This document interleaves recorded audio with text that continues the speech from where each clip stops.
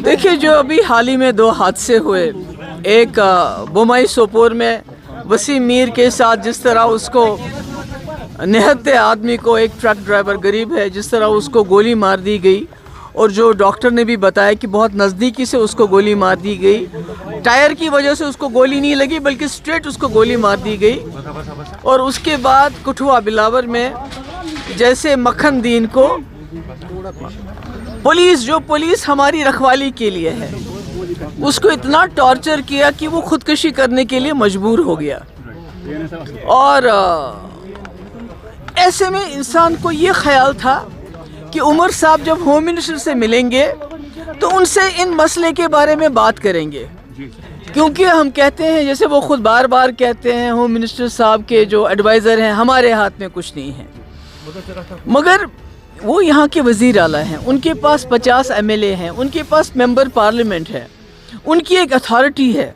अगर PDP वाले home minister से पूछना चाहें तो हम नहीं पूछ सकते, पर कि उमर साहब को चीफ मिनिस्टर अगर वो गए तो उनको वहाँ होम मिनिस्टर साहब से बात करनी चाहिए थी कि अगर जम्मू कश्मीर में आप कहते हैं हालात बिल्कुल ठीक ठाक हैं, मिलिटेंसी के साथ आप मुकाबला कर लीजिए, मगर जो आम लोग हैं, जो बेगुनाह लोग हैं, उनके साथ आर्मी की तरफ से किसी आर्मी के, मैं नहीं कहती सारी आर्मी ख़राब है, मगर अगर कोई गलती करता है उसकी निशानदेही होनी चाहिए, उसको सज़ा मिलनी चाहिए।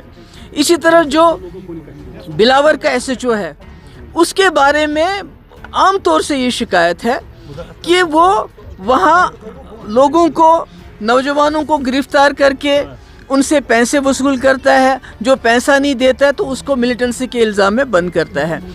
आपने भी वो वीडियो देखी होगी मक्खन दीन की, वो तो दिल दहलाने वाली चीज़ है। 25 साल का जवान, छोटे छोटे 2 बच्चे, तो उसको इतना मजबूर किया गया है कि कुरान पाक को हाथ में लेके वो खुदकुशी करता है। तो मुझे लगता है कि उमर साहब को ये चीज़ ध्यान में रखिए। स्टेट हुड तो ठीक है, आज नहीं कल नहीं परसों स्टेट हुड तो मिल ही जाएगा, मगर ये जो जम्मू कश्मीर के लोगों ने इतनी बड़ी तादाद में वोट दिया इस सरकार को, कि सबसे पहले तो जान है तो जहान है।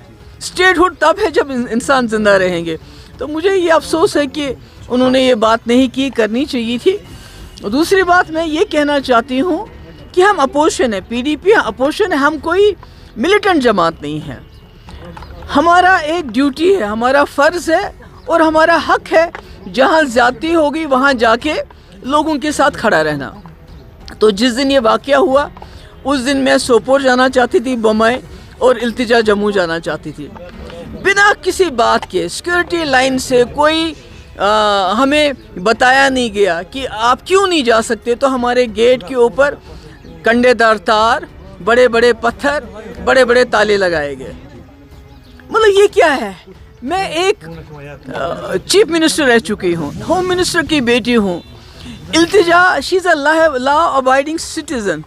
तो आप बिना हमें बताए, कोई वजह के बिना क्या कहे, हमारे दरवाजे को लॉक कर देते हैं, ताला लगाते हैं। यहाँ तक कि जो उसकी गाड़ी थी, उसके जो PSO उनको रोका गया, उनको बोला कि आप वहाँ नहीं जाएंगे। अगर आपने उनके PSO को खुद रोका, गाड़ी उसको भेजी नहीं, तो फिर आपने उन्हीं PSO को कैसे सस्पेंड किया? उनका कसूर क्या है? आपने तो उनको खिंबर जाने से रोका, गाड़ी को रोका, ताला लगा दिया। तो देखिए, जो SHO इन्वॉल्व है उसके खिलाफ क्या एक्शन है हमें कोई मालूम नहीं है। जो आर्मी वाला इन्वॉल्व है बोमाई किलिंग में, उसके खिलाफ क्या एक्शन हुआ हमें कोई मालूम नहीं है, उसके बारे में कोई इन्फॉर्मेशन नहीं है।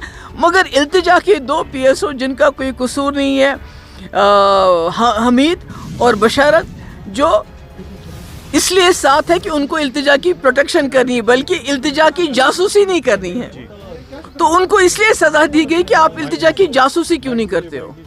तो मैं समझती हूँ बहुत ही अफसोस की बात है।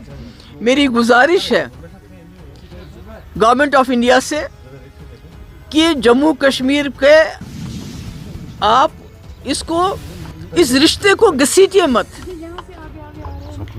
इस रिश्ते को इज्जत से अपने साथ चलाने की कोशिश कीजिए। और वो तब तक नहीं चल सकता जब तक जहाँ जो ह्यूमन राइट्स वायलेशंस होती हैं, जब तक उसमें आप जो रिस्पॉन्सिबल हो उनको अकाउंटेबल नहीं बनाएंगे। उसके लिए आपको एग्जाम्पल बनानी चाहिए। बोमाई में जो हादसा हुआ और जो कठुआ में हादसा हुआ, उनको सख्त से सख्त सज़ा दी जानी चाहिए। اور جو التجا کے جو PSO ہے جن کو خواہ میں آپ نے سسپینڈ کیا ہے ان کا سسپینشن آرڈر ریووک کرنا چاہیے. اگر آپ کی آنکھ میں تھوڑا سا وہ کہتے ہیں نا کہ لحاظ ہے. خبر آ رہی ہے جی ڈاکٹر فاروق ابلا صاحب جو ہے وہ آگے بڑھ رہے ہیں اور گٹھ جوڑ کر رہے ہیں. کیا آپ کو لگتا ہے کہ یہ بات سچ ہے یا I have no comments to offer on that.